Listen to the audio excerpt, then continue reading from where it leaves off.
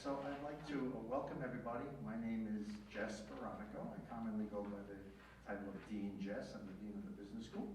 I'd like to welcome all our participants, all our external guests, and a group of our wonderful students. And I applaud you for recognizing the importance of attending this kind of event, and we'll be sure to acknowledge that in some way after this event is over. And thank you for coming, Susie, as well. And thanks to our faculty. So, I'm pleased to give a few opening comments briefly and then turn the mic over. In that I really embrace the idea of corporate responsibility and corporate social responsibility. I think being socially and environmentally conscious and responsible is very important. And I think we need to do things to serve people and planet. I think we do things to improve the welfare of the society, the ecosystem that we live in, and make dedicated efforts towards doing things that we know are not only dear to our hearts, but adhere to the proper ethics and values that we want to bring forward and demonstrate that as a school of business and as a society, we embrace in terms of helping people throughout the world, throughout the land, and helping to improve the world situation that we live in, whether that's with the environment or whatever.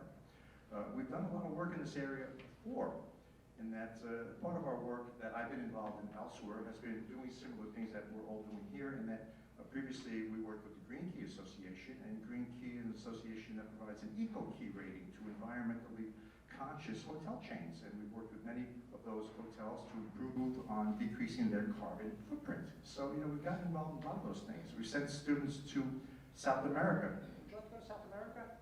Yes. Yeah, great answer.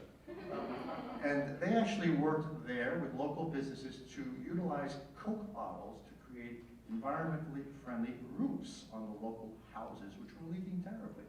So these types of things are near and dear to my heart, and I embrace many of the things that conscious capitalism and other organizations support in terms of environmental and social responsibility, and that's why I wanted to come here today and just give a cheer, rah-rah, let's go team, and thanks to our panel of discussants, because you know a lot more about this than I do. So thank you for coming, and I appreciate you being here.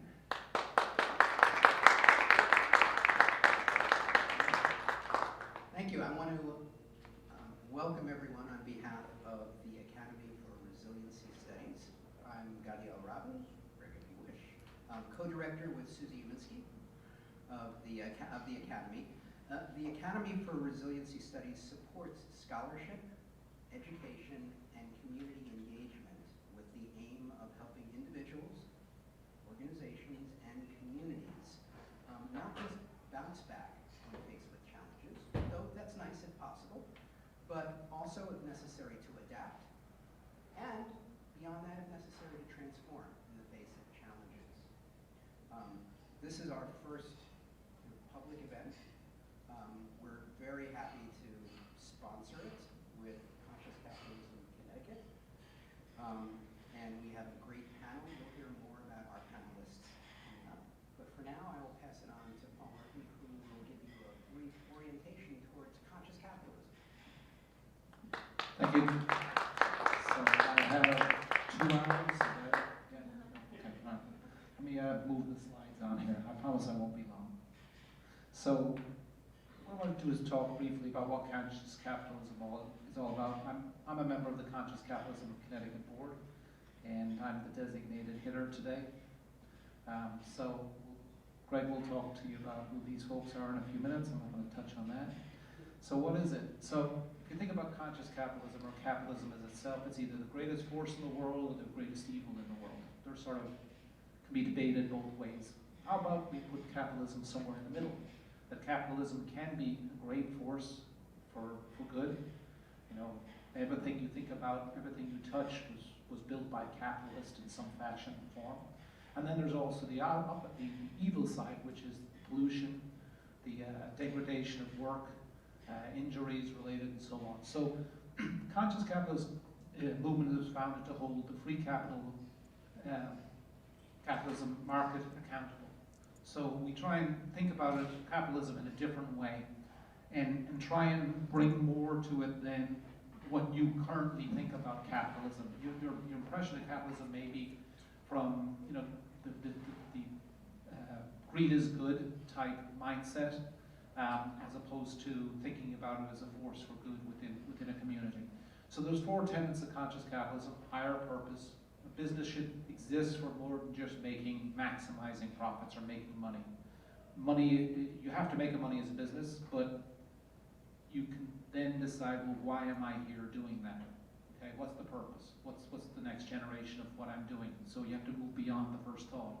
The second is stakeholder orientation, recognizing that we're all interconnected, that there's more than shareholders, there's our suppliers, our customers, our employees, our community. And all of those people have just as much involved in the future of a company or the success of a company as do the people who are the shareholders. Okay? And there's lots of examples out there of companies that have left locations with environmental problems afterwards, Superfund sites, etc. And we want to make sure that we hold them accountable for that. Conscious leadership is recognizing that and embracing the other tenets and making sure as a leader that you recognize those and that you're building those into your business model. And finally, a conscious culture is that fabric, so when people come to work, they trust in the people that they're working there, and it's not a scam, that you actually have an organization that's dedicated to being a good soldier and citizen within a community. So I was told once there's only a couple of reasons why things last.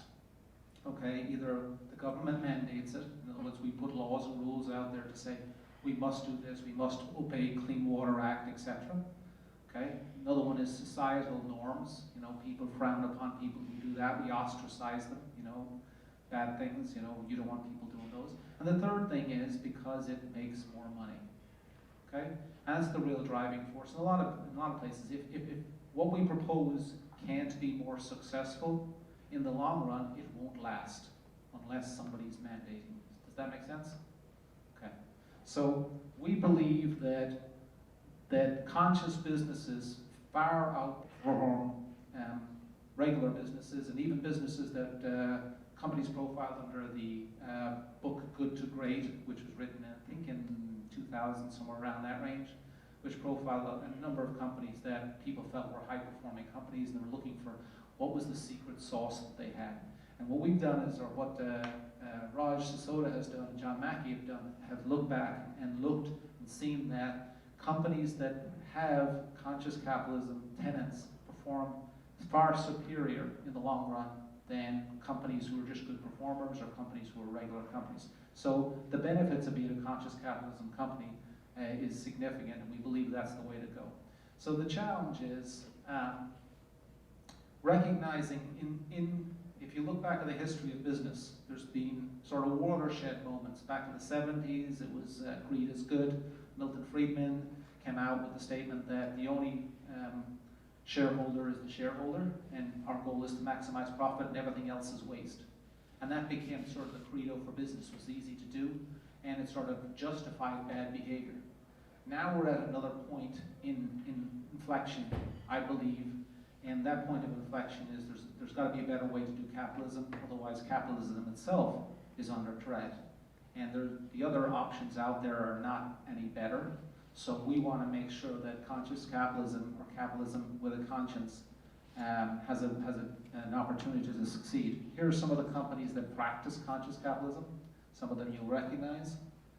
And here are some of the local companies. So it's both a national, international, and local thing. And it's an opportunity for folks to recognize this and say, okay, there's a different way of doing this, and you as the young generation out here have an opportunity to shape that. Imagine if you were there when the internet started. Wouldn't that have been cool? Well, this is an opportunity to see if you're in business or you're looking at these things and these things concern you. It's an opportunity to help shape how this is viewed going forward and how we steer the world going forward in a socially responsible manner. I have no idea what this is for. You guys with phones can figure that out. But I guess if you point your phone at it, you get a free membership, and you can sign up. We're a very active board. I'm going to get this right soon. We're a very active board. We have a lot of fun. We meet quite often, and we do a lot of things that help us build and develop business relationships locally with companies that are trying to be conscious capitalism in nature. That's it. Thank you. I'm going to hand this back to you, and I'm done.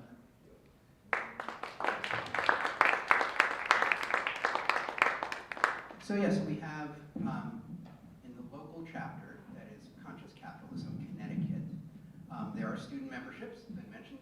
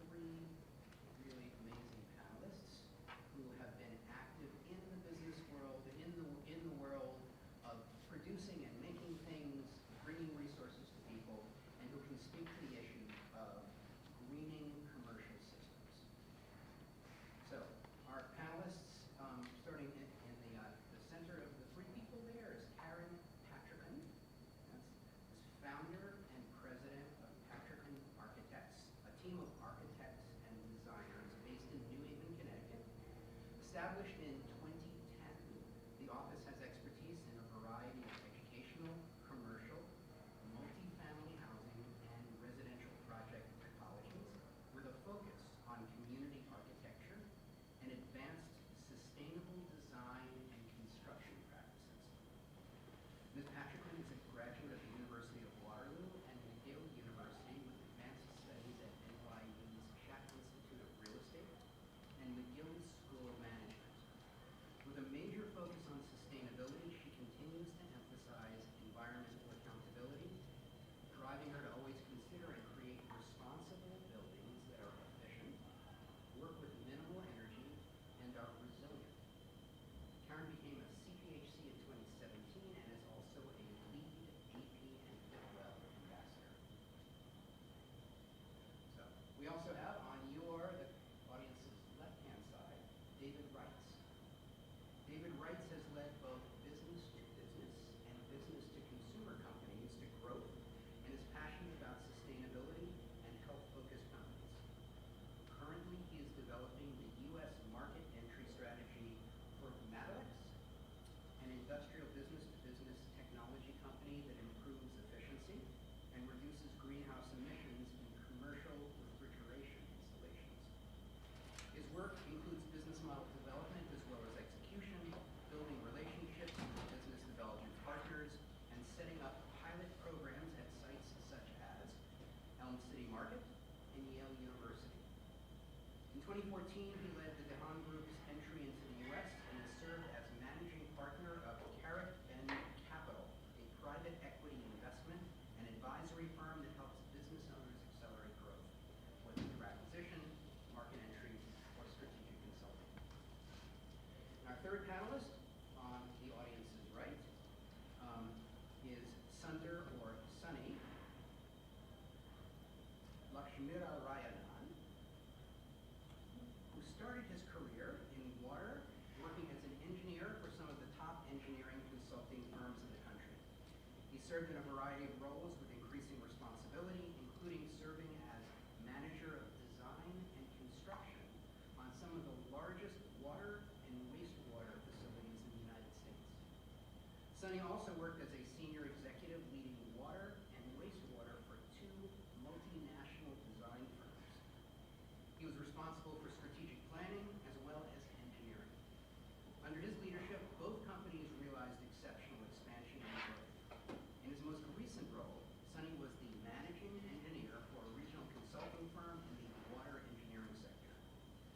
Sunny is a professional engineer and holds a Bachelor of Science degree in civil engineering from the University of Madras in India, and dual master's degrees in business administration and finance from the New Jersey Institute of Technology, along with a Master of Science degree in civil environmental engineering from Boston School of Eastern University. So welcome. Thank you.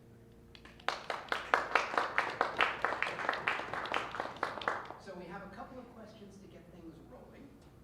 The panelists have, full disclosure, know what those questions are, or to get us started, and then we will have follow-up questions. I will try to generate some of them based on what you say, and we will also take questions from the audience. So you'll have a chance to ask your tough questions or your appreciative questions or both. So start working on them now. So we'll start off with the first of the four questions, and I'll let the panelists figure out what order you want to answer. Who wants to jump first? Okay. So first question. First question is easy. Getting to know you question. What commercial systems do you work with? And what true life examples can you provide for the environmental responses happening in your industry?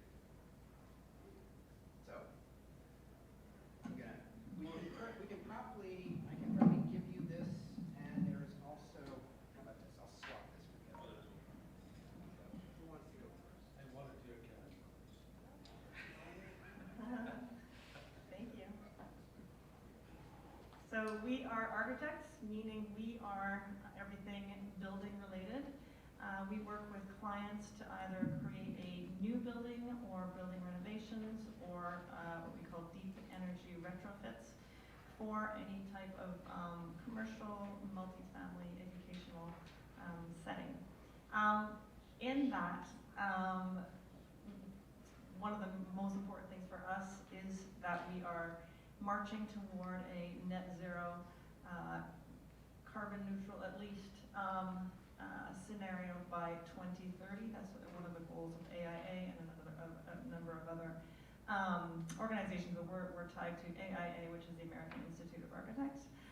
So we have gone and benchmarked some of our previous projects, but we're really going from this point forward, trying to get to net zero with our projects in 2030. Net zero for us means that you're producing as much energy as you are using. So I do have a case study here prepared, so yes, this was prepared. This is our own office here in New Haven. Bottom and top are, so the top one is before, bottom one is after. Not a huge difference because this ended up being an interior renovation. Really what we're doing, we changed the storefront windows. We added everything else on the inside, including other windows on the inside. But I thought I'd show you the sort of generally, we're looking at 4 realms. We're looking at design. We're then looking at energy modeling to see what we can do with what kind of materials, to see what decrease in energy usage we can do. We then go to construction, where we're also monitoring and helping, and then we're actually benchmarking. So very quickly, these are just some, during construction, we actually gutted the entire building 3 floors, re-insulated, recreated the sort of air barrier, vapor barrier, then did some blower testing. Go to the next one, where we're actually just measuring to make sure that we are reaching some targets, then adding all the mechanical systems, which are much reduced because we've helped with the building envelope, removed our gas furnaces that were in the basement, also creating a much more energy efficient and resilient building where if there is some flooding in the basement, it won't affect systems. And then benchmarking. So this is where we look at, we modeled a certain amount. We thought we'd use 50 kilowatt hours per day. We're actually now using 54, so we're using a little bit more, but with our photovoltaics that we have on the roof, we thought we would be producing about 76% of our energy on the roof. We're actually at 80%. So we're going to be monitoring this over time, but just to give you a quick idea of what kind of stuff we do in our daily practice in architecture. Thank you.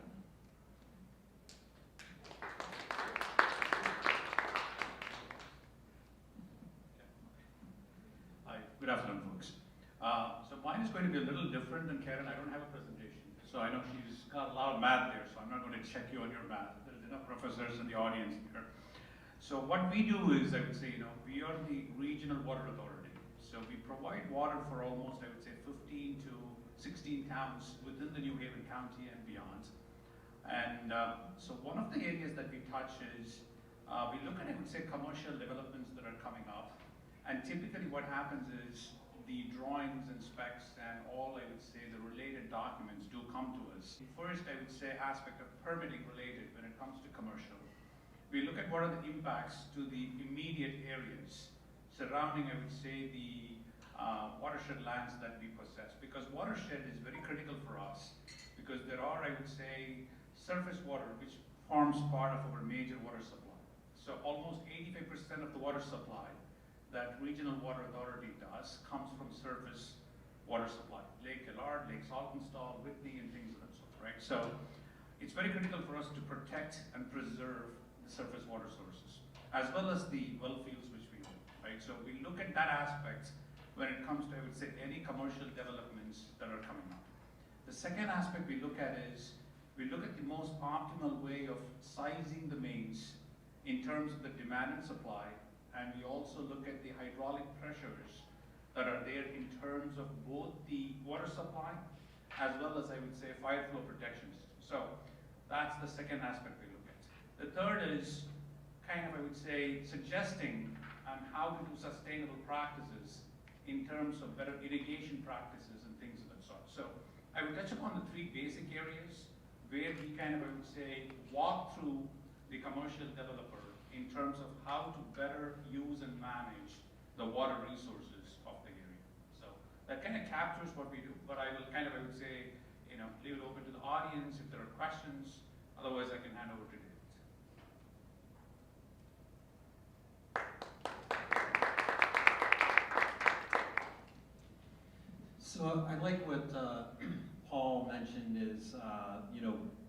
business can be a force of good or it can be a force of bad, and it couldn't be truer than the industry that I'm working in, which is a 100-year-old industry, refrigeration. And if you think about refrigeration, which I've had an opportunity to do the last several years, is it's changed where people live. Phoenix, Arizona, for example, that city of millions, in Las Vegas, they wouldn't be there without air conditioning. What we eat, being able to get food supplies around, and health, medicines and whatnot that are all enabled by refrigeration. So that's kind of on the plus side. On the negative side of refrigeration, we had CFCs, which were destroying the ozone. So back in the 80s, they banned CFCs through the Montreal Protocol, and the ozone is now recovering. Well, they replaced CFCs with hydrofluorocarbons, which are HFCs, and they cause global warming. And the potential, they are extreme pollutants. So methane gas, which is well known as a GWP, global warming potential pollutant, is 23 times than carbon in affecting the atmosphere. Well, hydrofluorocarbons are 1,000, 2,000, 3,000, and 4,000 times more potent than CO2. And there's a report, the Project Drawdown, which ranks actions you can take to reduce global warming potential and to slow global warming. And they rank all the solutions. It's all scientific based. The #1 solution is refrigerant management. So a huge role, and this is more than solar, more than a lot of things that's well known. So the industry does a lot of good, and it's caused a lot of damage to the earth. And we have a big responsibility to make changes quickly. And that's what my company is doing, that I'm working with. So what is the industry doing? It's going to load global warming potential refrigerants that aren't 1,000, 2,000, 3,000, 4,000. They're more in the hundreds range, 75. They are going to natural refrigerants like CO2 and ammonia that have the equal as CO2. And they're also managing the refrigerant systems for leaks.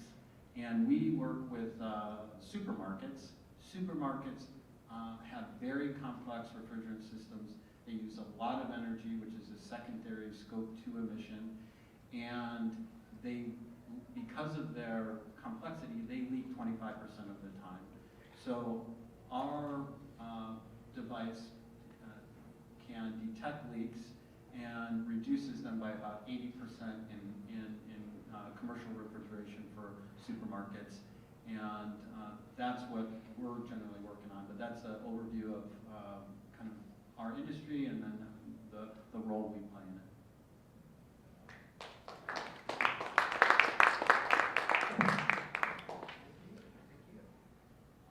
So the second question then, follow-up question is, in what kind, we've heard about what your various organizations are doing, the good things that they're doing. In what context can the concept of greening, however you define that, be problematic? And what goals or milestones do you use to see that you're on the right path and to measure whether you're actually having the effect that you want it to have? We heard a little bit in terms of the first presentation, but what do you use?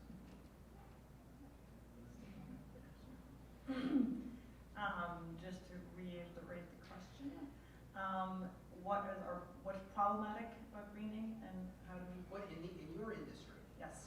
Seeing how greening is used or Yeah. framed, how is it problematic? Yeah. Okay. So a couple of things. One is we really try to help owners use the best systems possible, with the result that we are going to all electric buildings. So just in that one example, If you decide that you just want to go electric, and you just remove any system that you have in your house, furnace or whatever, and make it electric, just that by itself is a problem, because now you are spending a ton of money and there's still a lot of energy over usage. So it really has to be a more holistic thing where you're really looking at an entire building system. So the green washing that happens is either you're only learning part of the equation, or similarly, I mean, another example, yes, you can change your LED lights, but that's such a small piece of things, right? Or you can have an electric car, that's just a small piece. So it's really looking at holistically, how are we looking at buildings. And then in our world, we're also trying to push for the electric grid itself being cleaner, and that's not really our purview, but we try to support any political action that's going that way, to again think more holistically. And also that green has so many different flavors, right? Someone comes to us and says we want a sustainable building, and they think it's, one person may think it's just non-toxic materials, one person may think it's all wood, one person may think it's just energy. So it's really kind of looking at what it is that their goals are, and for us just trying to be responsible designers and architects and give them the best building, and use your power as as a leader to educate, so that we do create buildings that are efficient and resilient to climate. May I ask a follow-up question? Sure. Here we go. Which is, it's sort of notoriously difficult to manage systems for all of the interdependencies. And also you mentioned that green comes in many flavors. So how do you help clients choose among these various, approaches, some of which will have more one kind of impact or another, and they're the proverbial apples and oranges. So Yeah. how do you deal with that complexity? Yeah, well, one of the first conversations is, are they tied to, or would they like to certify? So certifications are a big part of this, and even in choosing your certification, there's so many different flavors. We, because we're trained in a number of them, like to use some of these techniques to create the best building that we can to meet all the parameters, including budget, of course. But we can steer them towards something that feels right for them as far as a certification. So in the real estate world, for instance, Fitwell is a certification that's well known. So let's steer them toward that, so at least they understand in concept what it is that goes into a certification for a building. Lead AP is another one. So certifications can be one way to help guide the conversation, in that we have a scorecard. We can look at all the different aspects, and even just going through that helps educate a client. What goes into getting a certification in LEED, for instance, there's all the things that are site related. There's water usage, there's electricity, there's all these different things. There's low toxicity. So there's so many different parts, and going through that sort of scorecard for certifications can be really a helpful tool.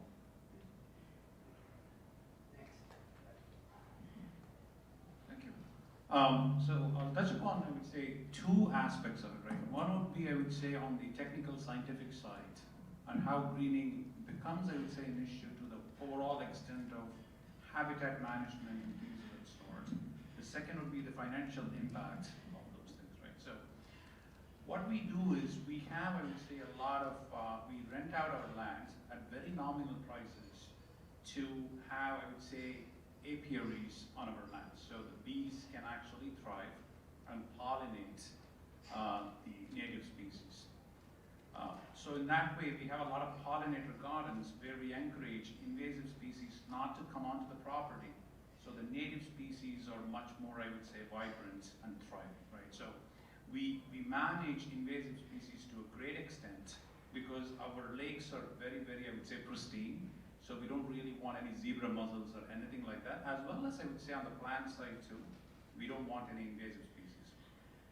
But the exact opposite effect happens when we have the bees and pollinator gardens, because they prefer a lot more of a diverse nature, so they can actually, generate, I would say, go from flower to flower and pollinate more. So these are two opposite sides of the same coin, actually. So it is a challenge. So on one side, we want to control the invasive species, Whereas when we talk to the person who's running, I would say, the apiary for us, he would say, keep the invasive species, right? So it's an interesting dichotomy of sorts, right? The second challenge that we would have, I'm just going to give, there's many challenges, as Karen pointed out, but the second challenge is we kind of, I would say, serve water to the greater New Haven County, and 60 to 70% of the population that we serve comes under the SVI index, which is the socially vulnerable index, right? So if we do the greening and kind of, I would say, cut the demand, what will happen is our revenues are based on so many gallons of water used, because we measure water through meters, and the metered water kind of translates into the revenues per se. So the more supply that we kind of, I would say, curtail, and the more demand we curtail, our revenues are going to be hit. But the infrastructure that we have to maintain in terms of, I would say, treatment plants, in terms of piping, in terms of pump stations, storage tanks, keeps getting, I would say, older, and so the capital dollars required starts getting higher and higher as each year goes by. So when our revenues start dwindling, and when we are looking at, I would say, the landscape of the geography of where we serve and the SVI impacted population, we will have to pass on the capital improvement dollars to the same, I would say, population, which means the rates are going to go up. So it's got, I would say, both a positive impact and a negative impact. On the sustainability side, you want to encourage, I would say, less water and be more efficient, but at the same time, you look at the economic side of it, you're going to hit more rates for people who are already, I would say, not in the greater economic, I would say, higher category. So it's, again, a double-edged sword. So that's where I would say the greening challenges come in. Just a couple of examples, right? So any questions? You mentioned the population and that if you reduce water usage, you still have to fund the infrastructure, and so you're just going to have to raise the rates because you have to generate the same amount of money to support the infrastructure. Right. Does the RWA look at differential pricing, or, of course, large industrial users sometimes get cheaper rates, right, for water usage, which seems a little kind of perverse incentive. You pay less per gallon if you use a lot of water. So how do those social justice issues play out in setting rates? Two things we do, right? So one ties into what I would say the whole idea is conscious capitalism, right? So we have a lot of, I would say, we are in the process. We already have companies, plumbing companies, as well as other companies. We are a not-for-profit. We are part of the state. We are a political subdivision of the state. So we don't really have any profits. So all the profits goes back into the infrastructure itself. So we have capital dollars, growth fund, and construction fund, which goes right back in. So there is no profits that we generate. It all goes back to the ratepayers at the end of the day in subsidizing rates. So one thing that we do is, regional water was one of, I would say, the founding, I would say, Connecticut chapters of conscious capitalism. So we do go and, I would say, acquire for-profit companies, and we do plumbing companies, other enabling legislatively done companies. We can do business in 4 domains. One is the environment, energy, water, and I would say wastewater and things. So by the enabling legislation, we can actually do businesses in these. But technically, any profits that we generate goes in subsidizing the ratepayers. And that goes to the heart of conscious capitalism. So we take the profits, we subsidize the ratepayers in the New Haven County. So that's the essence of, I would say, what the conscious capitalism is all about, right? So the second thing, going back to your question, we do have, I would say, in the rules and regulations, we have to treat customers equally. So what happens is, by the enabling legislation, we can differentiate between customers. So it doesn't matter. We recommend sustainable practices. Southern probably uses more, and a residential customer uses less, but we can differentiate between customers. There are other utilities, if they are governed by different means, and legislatively they can do it. But we, by our rules and regulations, per the state, I would say, when we were, originally we were New Haven Water Company. When the Clean Water Act came, at that time it was a private company listed on the exchange. There was I would say, a tremendous amount of effort from the local population to buy the New Haven Water Company out and form the Regional Water Company, which became a not-for-profit, part of the state. So as part of the rules and regulations, we are restricted on how I would say we deal because we are required to treat each customer the same. So. Thank you. Thank you for that history. I have to be careful here, Greg's asking the hard questions.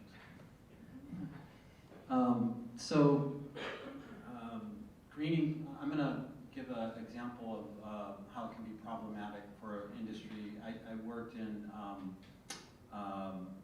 laundry detergents, big, big national account, and it's gone through like a kind of greening initiatives, and I was working on an account where we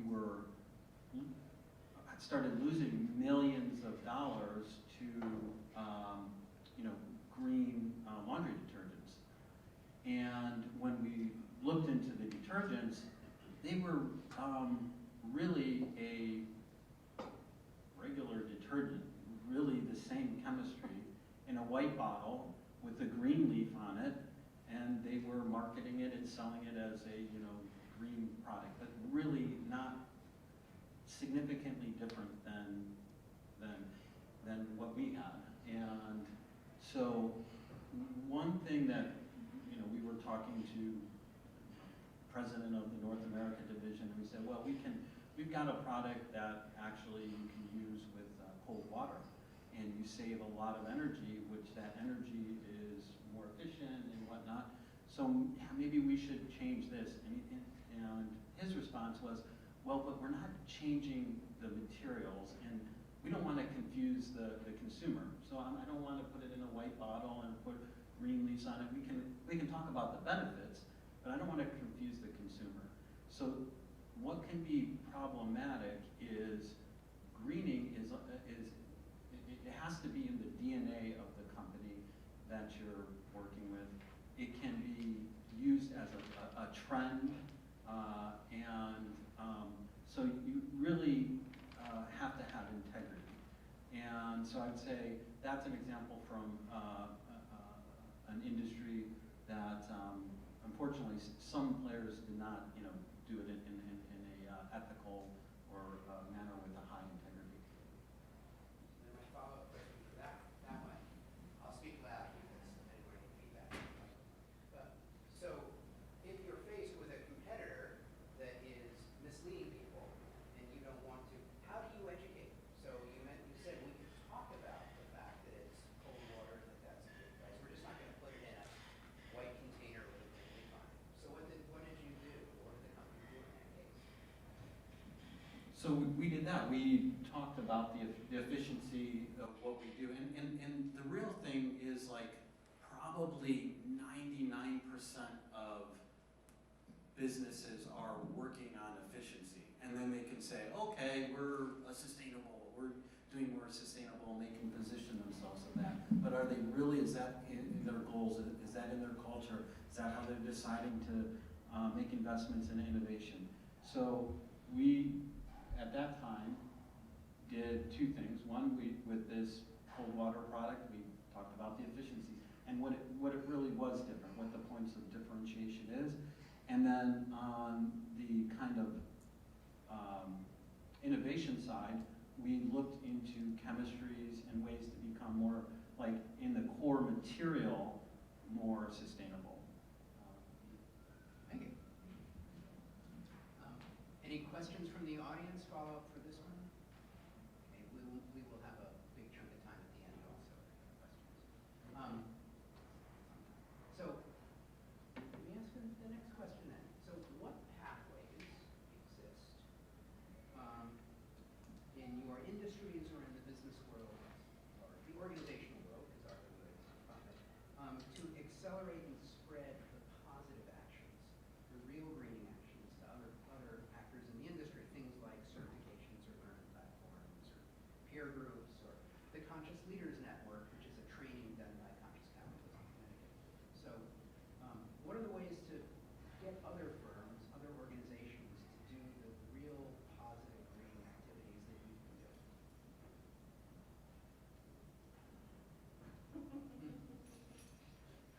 You lone voice in the wilderness. Yeah. So join in on the efforts. Yeah, how do you do it in your industry? How is it done in your industry? Yeah, How are these practices supported? yeah, okay. So I think for us, once a building is given to our client, once we're sort of gone, sometimes that's it. What we're trying to do is really come back at a 6-month or a 1-year time frame to, and just sort of have this as a value add really, to look at the operational aspects of being in a building and to see how that supports or not the goals that they set from the beginning. And there are certain things that, and even some certain certifications that really emphasize these things. But yes, we're just architects. You know, we want to give someone the best building that they can occupy. But there's so many other things that go into it. You know, how much energy are they using for all the different things that they have to buy in their building. So if it's a commercial building, you know, we found that in doing our own building, and it's actually very good to do it for ourselves, is that the choice of your computer monitors, whether you have 1 or 2, how they're when they're on, when they're off, when you have the sleep mode, all those kind of things, is actually a really high level of energy after the mechanical systems. That was the second highest load. So just sort of educating people from beyond just the building itself and being happy about your building that you're now occupying is really operations.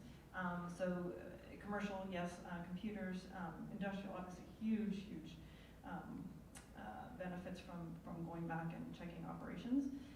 Things like even the cleaning supplies then that you're going to be using. And just sort of, so for us, it's really going back. So that's us toward our client base, monitoring and tracking energy usage and other things, and asking our clients from the beginning, when you were finished our project, can we have data from you going in the future? That is also really helpful. And I think just then, if we have that relationship with our clients and we actually talk about that, hopefully that's something that other architects and engineers do with their clients as well. So it really kind of helps bring something that can grow over time. You mentioned earlier in your presentation about the source of electricity, right? If you're going to go electrical, then it depends what kind of electricity. Is it baseboard, or is it heat pumps, or whatever? But also the source of the electricity. Does your industry at all get involved in collective lobbying around issues of sort of green infrastructure, or is it too controversial within that? No, they're not controversial there. There's an arm of the AIA that really works with lobbyists. I typically don't get involved in that because that's not what I like to do, but I support them from afar. And yes, it's very important, and the AIA itself has an arm that really goes out and helps lobby for those measures that will clean the grid. Yeah.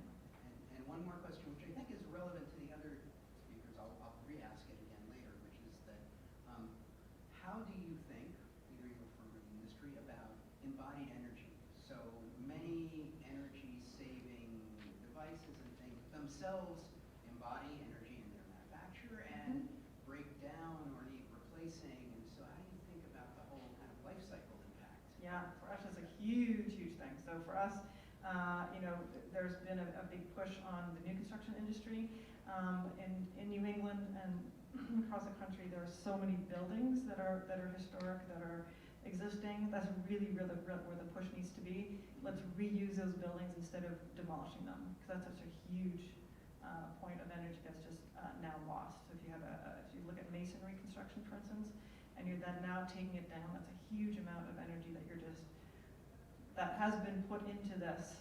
Now you're bringing new energy to get rid of it, and then you get a third level of now building new. So really reusing, and especially after COVID, there's a lot of buildings that have vacancies that we're really starting to look at as far as retrofit or adaptive reuse. There are mill buildings that are historic that are all over the region.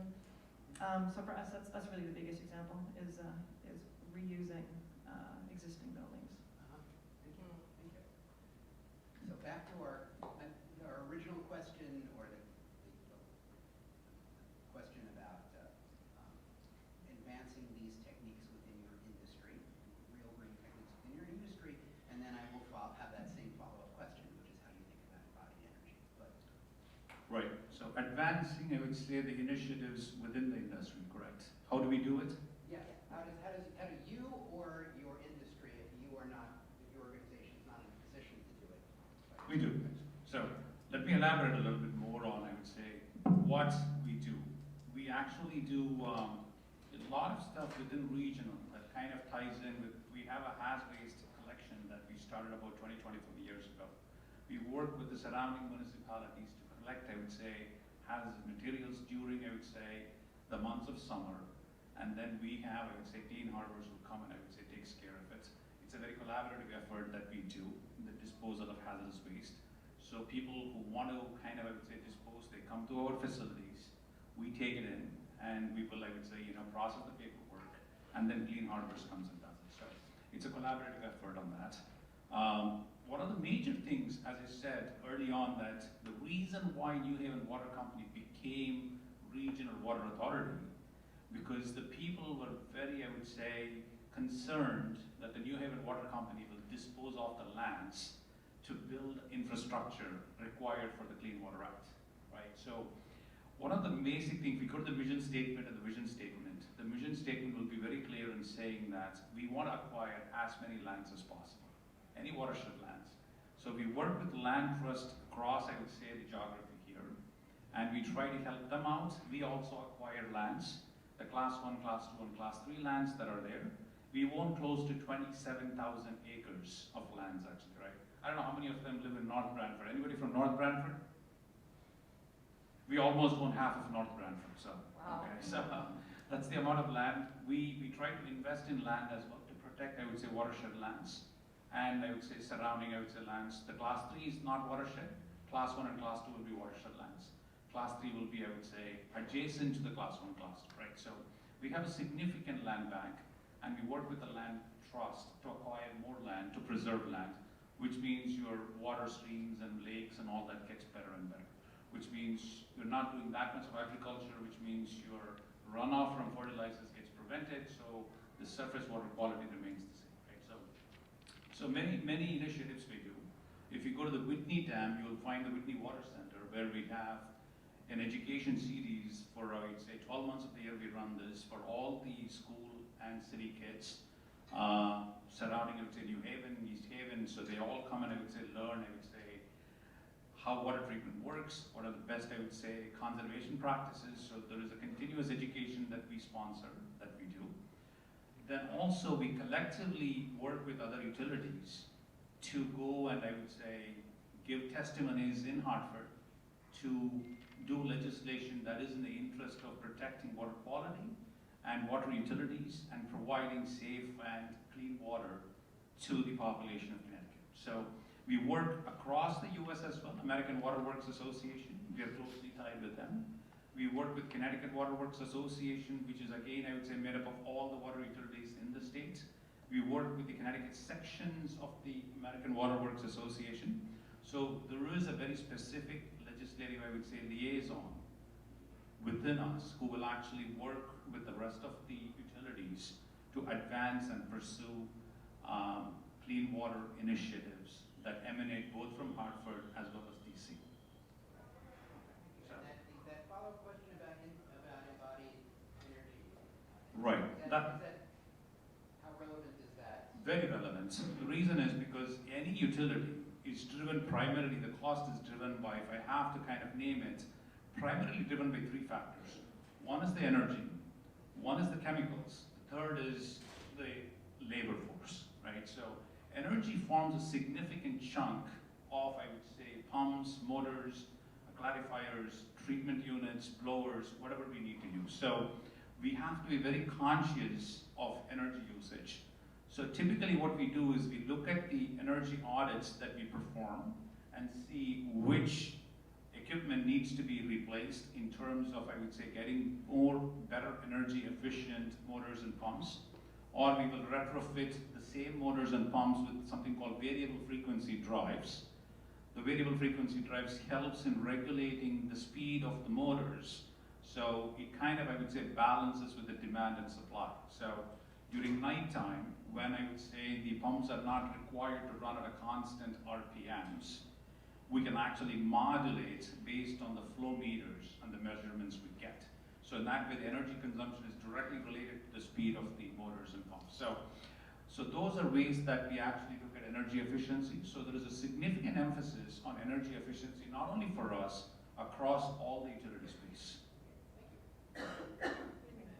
Sorry, as I'm passing it along, I just had another quick example. For us, embodying carbon, yeah, it's a little bit difficult to calculate, and there are more and more softwares out there to do that. But for us, one of the big things is that we're trying to design completely in wood, where we used to hum and haw, you know, what can we do with concrete, with steel? We're trying to reduce the amount that we need to use those other materials, so that we're creating buildings of materials that are renewable and have low embodied carbon. Okay, so for commercial refrigeration, there are organizations that we've connected with that help bring the industry together. One is Green Chill Partnership, which is a EPA government organization, but it's volunteer organization where supermarkets have joined, about a third of the U.S. supermarkets, that with the goal of reducing leaks and their environmental impact.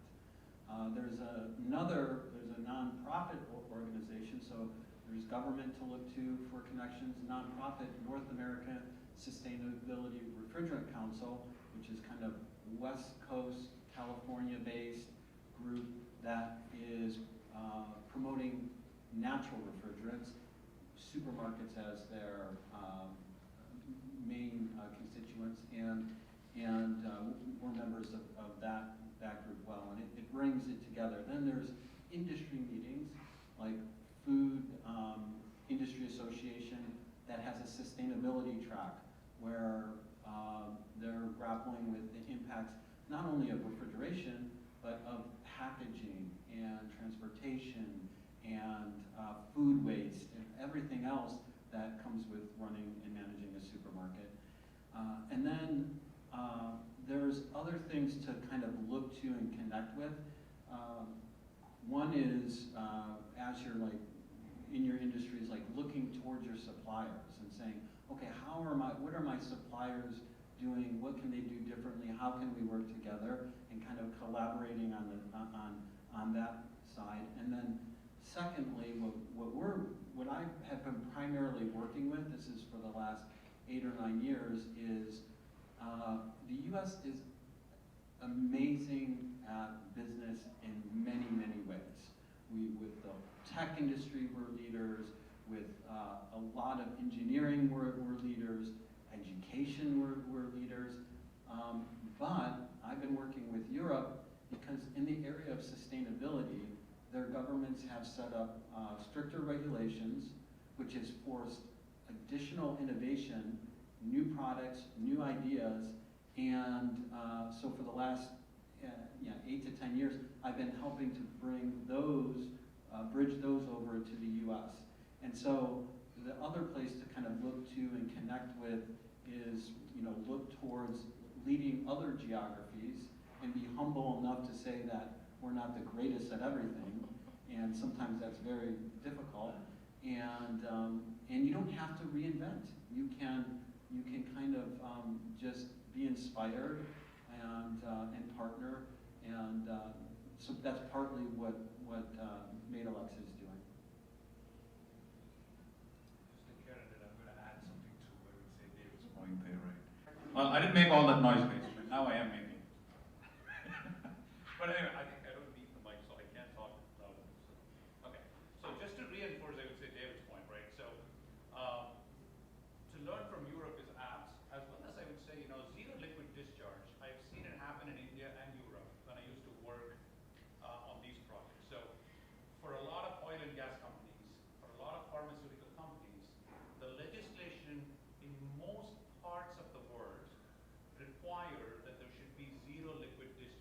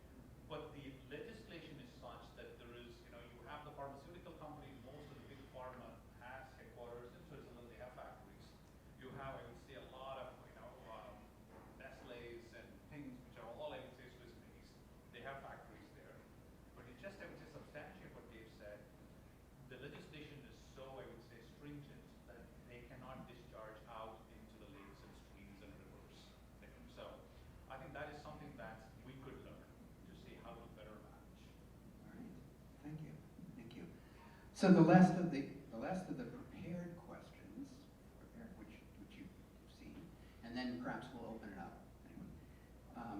Is what would you like to see Connecticut's colleges and universities doing better to prepare the workforce and Connecticut's future policymakers and business leaders? And I might add, at the moment, for the students here, anything that you might say to students to prepare themselves individually better to move into this space.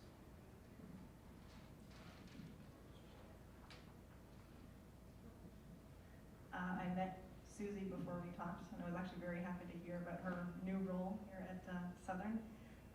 When I was in school, sustainability classes were not necessarily the norm, and I think there are so many overarching principles to sustainability that it'd be just wonderful if there were sustainability classes for everyone on campus or all fields. For us, it was very specifically geared toward just building materials, let's say. But there are just so many different things, and the conversation with Susie was really, really interesting that way. So that's already happening here for sure. I went to school, 20, 30 years ago, so I know there's a lot of change that's happened. And we're also tied to, we do some work at Yale and at Wesleyan and UHart, and increasingly there are stronger ties in sustainability across departments, and that's a wonderful thing. One thing in the building world academically is that campuses now are taking on the challenge of creating guidelines anytime they have any new buildings, any new renovations, and just knowing though, it's similar to what your conversation is about regulation, having those policies in place on campus is really important so that anyone who does any work there does it in a sustainable fashion.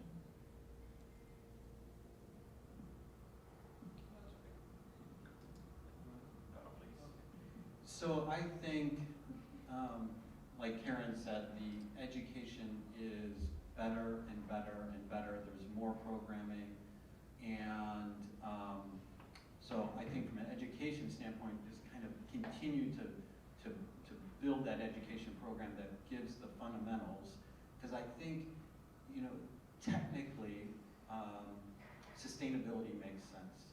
Financially, sustainability makes sense. So to prepare better, the need, I think, for students is, I would say, resilience and curiosity. I wanted to give one example of how education is better. I was going to get pizza last night I live in Worcester Square, so they've got great pizza, and I was going with my 3.5-year-old daughter, and so 3.5 is about like this tall, and she's on her balance bike, for the first time, and we're going to get pizza, and we go across, there's a can smashed on the sidewalk, and she's like, "This isn't good for the earth. The earth is going to be sad." And I'm big on sustainability, but she learned that from the pre-K school she's in, as Earth Week is coming up and Earth Day, and so I said, okay, well, let's pick that up and recycle it, and we picked it up and put it in recycling. But and that for sure, I wasn't learning at 3.5. So I just to say again that I think the education is great. But this point on resilience, and I'll give an example of that is, so for kind of millennials or Generation Y or whatnot, I've seen that some of them have, they will move around in careers much faster than my generation or previous generations. And some of that's very good, because sometimes you can stay at a job too long, but sometimes staying through some harder times, you can make an impact. And in sustainability, I'm working with someone that has responsibility for 2,000 supermarkets across the US, and she's 1 year in her job, she went to a, you know, forestry school right here, right? It's got a new name now. And she's 1 year in a job working with the CEO to make the company more sustainable. And I was meeting with her, and she's like, yeah, if I don't get this, you know, I'm going to leave after 1 year. But with the ability to make a huge amount of impact, I need more budget, I need this and that. And I said, but if it's not you, then who's going to do it? Because it's got to be done.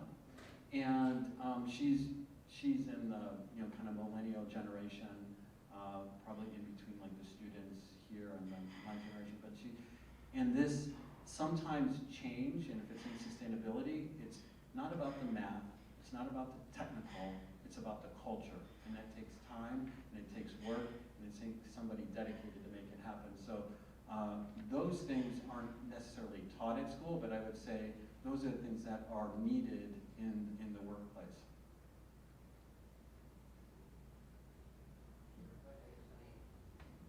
I can just give a quick, I would say, fill to this, right? So, one of the things that I think Karen touched about was the LEED certifications, right? So, typically for infrastructure, we have a similar one called Envision Sustainability Professional, right? It's called ENVSP.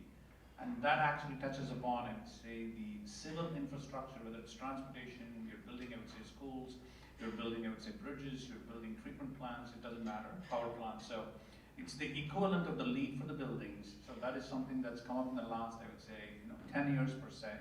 And that is something the students can look at. It's a fantastic opportunity to get exposed to the various aspects and how you evaluate. It's a very integrated, holistic approach. That is something that I would suggest that students can, I would say, look at. And it gives a lot of exposure to them first, right? The second thing is, I would say, only one word for students. When I used to study my engineering, both I would say my bachelor's and master's, I was not exposed to just I would say a 4-letter word, risk, right? So everything comes with risk. So risk management, whether it's going to be climate change risk, whether it's going to be resiliency risk. So right now we're looking at, I would say, on the construction side, we look at supply chain risks, right? So for us, it's a critical impact for us to finish projects on time and at cost. So risk is something that students should be exposed to, various kinds of risks. So I think from the I would say the school world to the real world, there is significant amount of risk that happens. In every decision we make, there is a risk associated with it.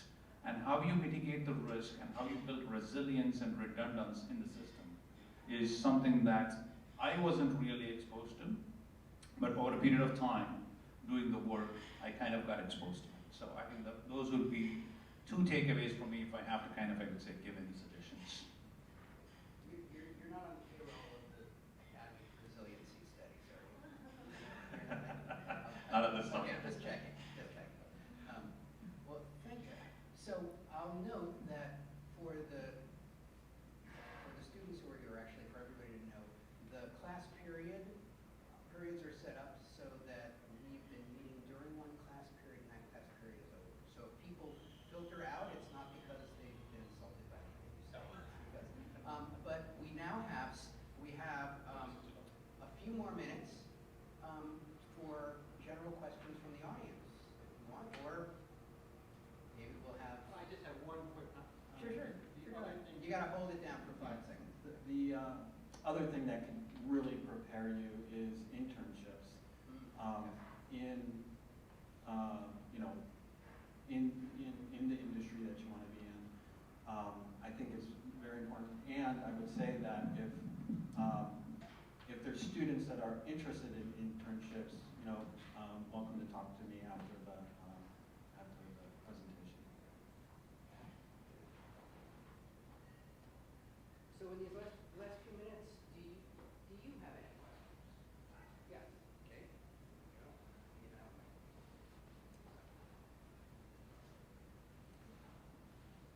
Hello, thank you for speaking here. I really enjoyed listening to you all. So my question is, we are a social justice college, and something I learned a lot in my environmental classes is that we can't have environmental justice without social justice. So I want to know how all of you are contributing to that.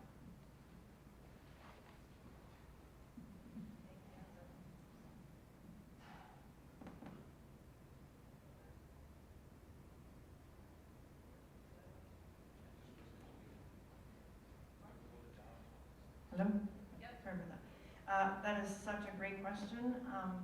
There are, I'm just going to speak obviously to myself too about in our architectural world.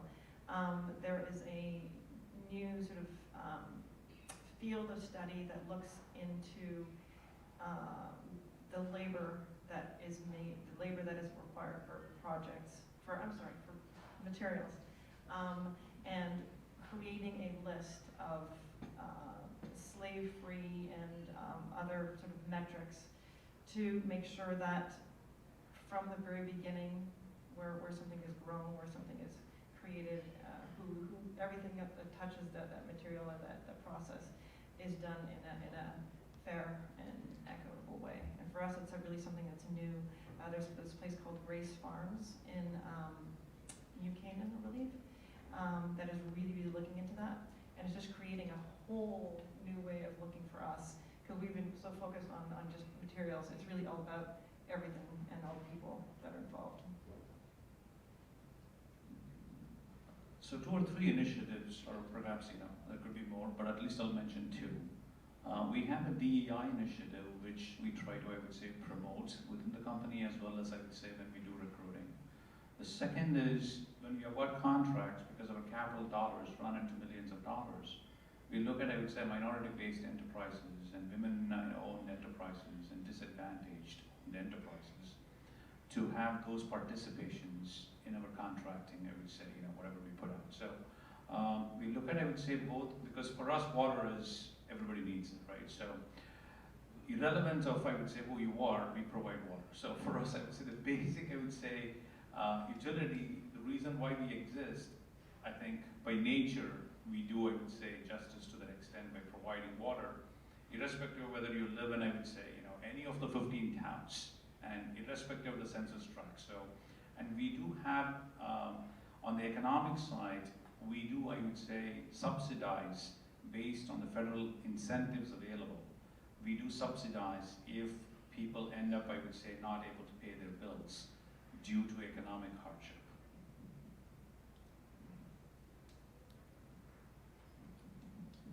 So we're working in, we have a proposal right now in California to do pilots in lower income neighborhoods that wouldn't get the first dollar spent for new technology for refrigeration. And so that's one initiative, and it'll be free technology for them. The other thing that we're doing is just on our pricing and distribution. So unfortunately, there's new regulation in the U.S. on refrigeration, which will start to phase out high GWP refrigerants. And so grocery stores will have to make changes to comply with that, or with the new low GWP, or prices will be very high. Well, in a sense, sometimes regulation, you have to really look at it. It's a good regulation, great for the environment, right? But it also can pick winners and losers. So big companies, big supermarket chains, they have capital, they've got MBAs working on how to deploy. But some of the mom and pop, some minority owned, some smaller, they don't even know the regulations there. They don't know how, they don't know, they're going to get the new pricing, it's coming next year, but it's not their core business, and they don't have the resources. So one thing for us on distribution is we're looking to, one, let them know about the solutions of technology, about leaks and reducing leaks for across the entire group, not just the large supermarkets, but the smaller supermarkets. And then on pricing, we're not doing a pricing model where it's you do 1,000, then you're going to get this very cheap unit price. We're going to price appropriately so that we can get distribution, and we can allow the smaller supermarkets to have the technology as well.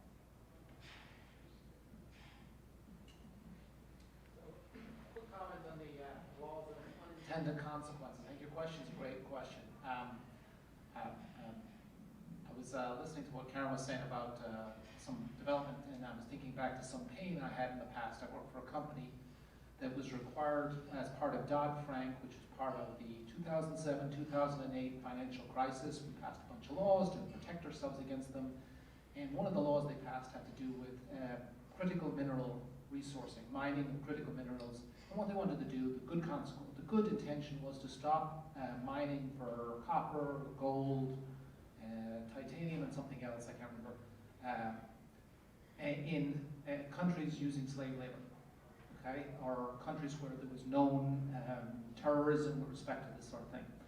But the unintended consequences for a lot of companies were that what you had to do if you were on the New York Stock Exchange, you had to fill out a survey that showed where you got all of your resources from. So which mine, which furnace or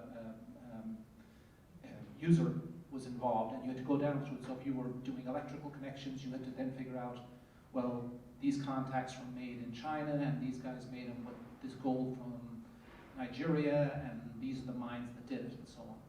So what happened was, in terms of unintended consequences, was large companies said, this is way too hard to figure out. I'm just going to ban buying gold from these countries. Not the mines, not the bad actors, but just ban it from the country altogether. And what that then did was create this consequence for all of the good mines that were within doing the right thing within those borders, because it was easier to sort of say, I'll cut it off right there, than actually do and go look at deep down. So what happened was the good actors went out of business and then became bad actors. Okay? Does that make sense? Okay? So when you look towards legislation, you have to be very careful that the legislation doesn't have these unintended consequences. And often the best way to do things has to do with making sure that the first, the second, and third, and fourth rewrites and generations, that there's adaptation and adoption, because the bad guys will always try and do and find quicker and faster ways around the legislation. And I'm not trying to talk you out of doing something because, oh my God, and now I want to give up. No, the best thing you can do is you persevere. That goes back to what Dave was talking about earlier, is making sure that you have perseverance in there, because eventually you'll win. But you have to be aware of those consequences. Question here. Hi, so my question is kind of mostly for David because of your example about the laundry detergent. And you were talking about greenwashing, and we know that happens a lot. And your company chose to not fall into that trap of just like changing the packaging and making it look greener just for the sake of selling more. But have you ever been in the reverse situation of a company doing the wrong thing and trying to greenwash, and how did you handle that, or how would you handle it if you've never been in that situation?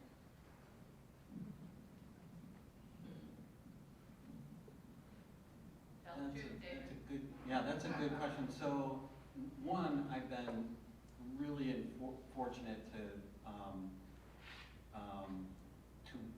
with the companies that I've worked with, and there is, and what I've seen, and it's not with the big C corps. So I worked first part of my career with C corps, and then second half of my career with LLCs, smaller organizations.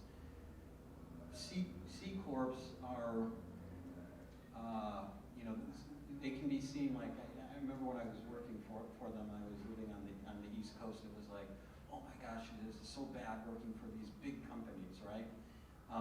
But they were really, they were taught ethically. They came from programs where they really made decisions based on values.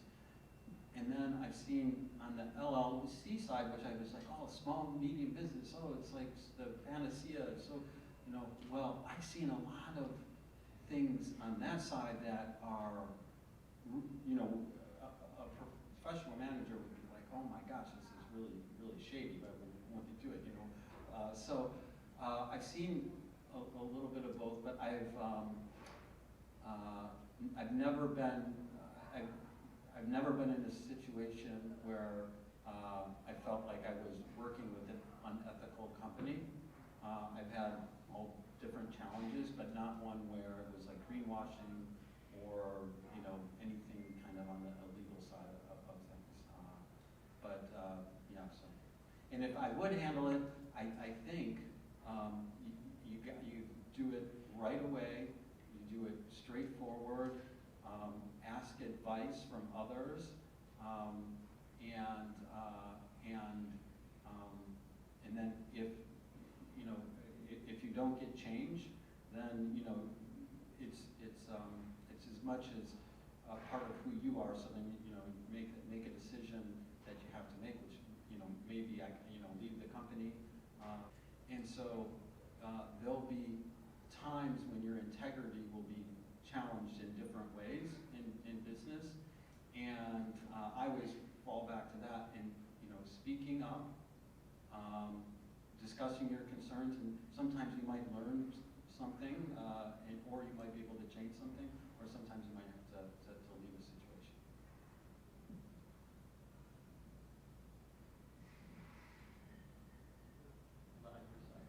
Did you want to say anything? It's okay, I can speak loudly. Thank you for all of the contributions you've offered us. It's a somewhat nuanced question that I think may be interpreted in different ways. So for David, is there with refrigerants, I've heard a lot about coming disincentives or penalties associated with using old style refrigerants with high global warming potential. Are there incentive programs for somewhat similar to what you see for electricity or renewable energy associated with adopting less harmful refrigerants? And then for Sunny, there's a lot of attention I've seen in the last couple of years around nature-based climate solutions and potential investment for planting trees or other types of land stewardship. Are you, I guess it's new to me, and I'm wondering if you've seen new developments in the last year or two.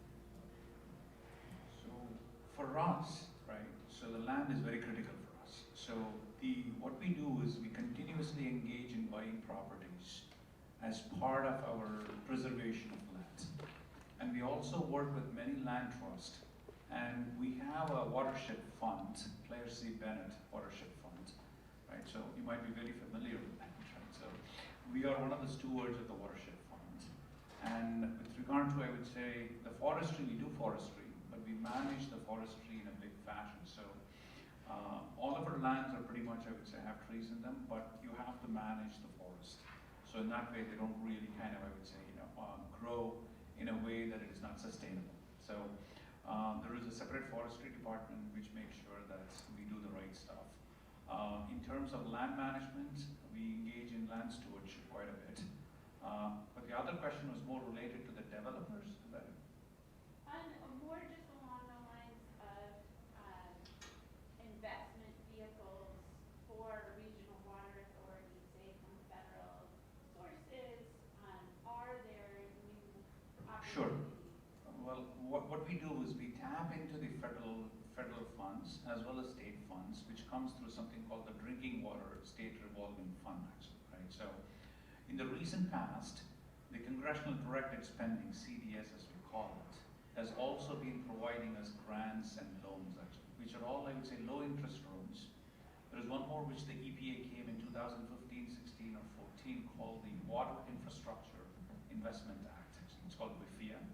So we get funding from WIFIA as well. But they're directed towards drinking water as well as wastewater. But for us, it's drinking water. So we do utilize funds from the central as well as, I would say, the state, from DC as well as Hartford. Sometimes the conduit remains the same. EPA, I would say, gives, say, $100 to the state, and then the state probably, I would say, distributes it amongst all the utilities depending on the priority rating. So we apply for these funds based on many project applications, and we do get, I would say, funding. The recent funding, which was very interesting that we got, was there was close to, I would say, a significant funding for some research regarding some wildlife species that we just got recently, I would say, awarded. Still, it's in the works. So I can't disclose any more of the exact nature of the grant that we got. But I think, we recently, in the last 3 months, we were able to secure a grant to do some, I would say, wildlife habitat for certain species, actually. Thank you. Looking at this panel, I expected that we would have a great conversation, and it's gone well beyond, exceeded expectations. This has been a wonderful session. Thank you, everyone. A round of applause.